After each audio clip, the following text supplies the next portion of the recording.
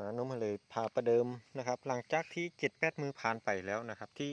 บริกิจอย่างนะครับฝนตกทุกมื้อนะครับวันนี้เรามาประเดิมกันนะครับถือว่าเป็นนับไหมนะครับ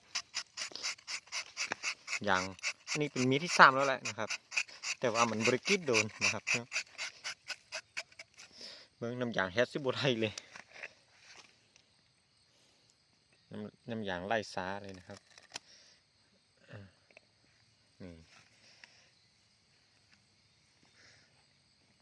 นี่นะครับไล่อยู่ประมาณเนี้ยนะครับเดี๋ยวมื้อเช้าเดี๋ยวเรามาเบิ่งกันนะครับ